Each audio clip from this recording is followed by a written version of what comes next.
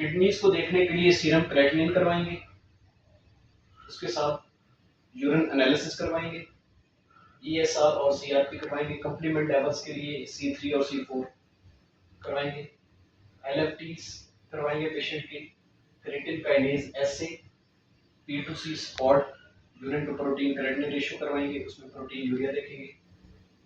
Auto antibody testing है जो मैं आपको पहले बता चुका हूँ। जॉइंट रेडियोग्राफी करवाएंगे, उसके बाद चेस्ट एक्सरे करवाएंगे पेशेंट का, हार्ट को देखने के लिए एको, ब्रेन को देखने के लिए MRI करवाएंगे, और फर्दर अगर किडनी प्रोटीन यूरिया हो रहा है पेशेंट को तो उसके लिए हम किडनी बायोप्सी करेंगे। अब SLE को डायग्नोज करने के लिए हमारे पास मुख्तलिफ किस्म के क्राइटेरियाज हैं। जो मोस्ट कॉमन क्राइटेरिया यूज होता है वो अमेरिकन कॉलेज ऑफ रूमेटोलॉजी का क्राइटेरिया है, ये यूरोपियन लीग अगेंस्ट रूमेटिज्म का क्राइटेरिया है। ये क्राइटेरिया पहले 1977 में आया था, अब ये क्राइटेरिया 2019 में उन्होंने अपडेट किया है। इस क्राइटेरिया में क्या है मैं आपको बताता हूँ।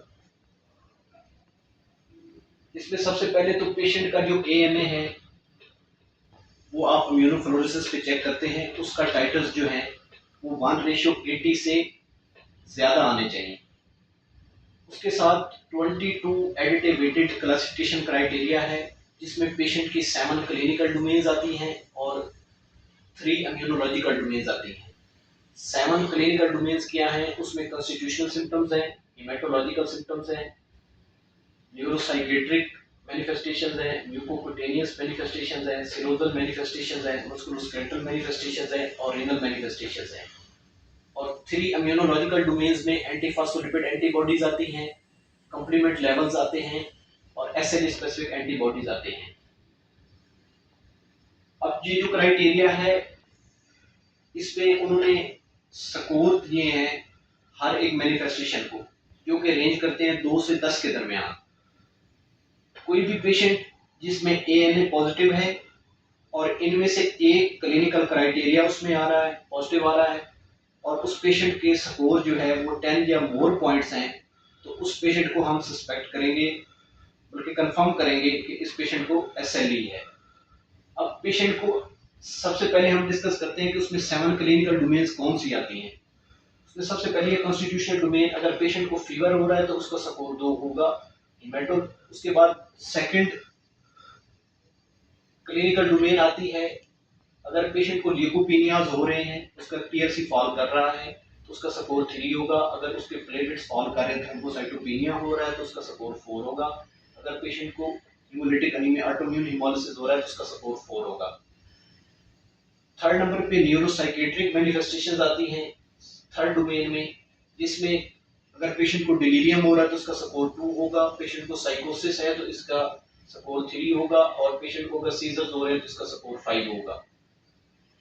नंबर 4 पे म्यूकोकुटेनियस डोमेन आती हैं, अगर पेशेंट को नॉन स्कारिक एलोपेसिया हो रहा है, यानी पेशेंट का हेयर लॉस हो रहा है, बाल गिर रहे हैं, तो उसका स्कोर 2 होगा।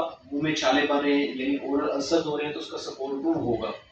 और सब एक्यूट कुटेनियस और डिस्क्वायर्ड ल्यूपस है तो उसका स्कोर 4 होगा। और अगर स्किन पे मैनिफेस्टेशंस आ रही हैं एक्यूट कुटेनियस ल्यूपस तो उसका स्कोर 6 होगा।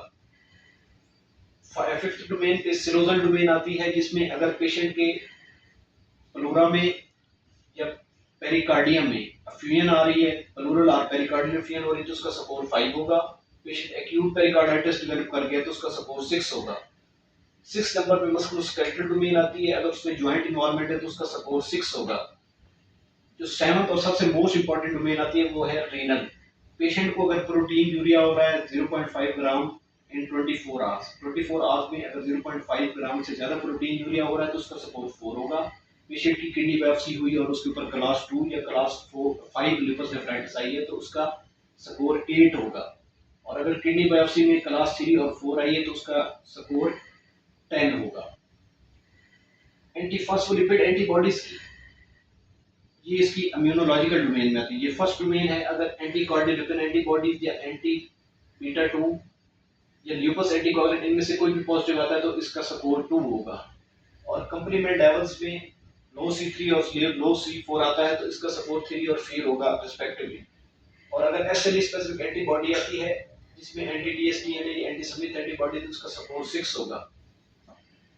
फिर अब इसकी ट्रीटमेंट क्या है? इसमें जो मेडिकेशंस होती हैं वो स्पेसिफिक होती हैं, वो आपने किसी भी कंसल्टेंट रोमाटोलॉजिस्ट या कंसल्टेंट नेफ्रोलॉजिस्ट की ओपिनियन के बगैर यूज नहीं करनी होती। इसमें सबसे पहले हम यूज करते हैं एंटी मलेरियंस, जो कि हाइड्रोक्सीक्लोरोक्वीन है। हाइड्रोक्सीक्लोरोक्वीन जो है ये रेटिनल टॉक्सिसिटी करती है, इसलिए पेशेंट का रेटिना जो है वो हमेशा एग्जामिन करवाते रहना चाहिए जब भी पेशेंट को हाइड्रोक्सीक्लोरोक्वीन पे स्टार्ट करें।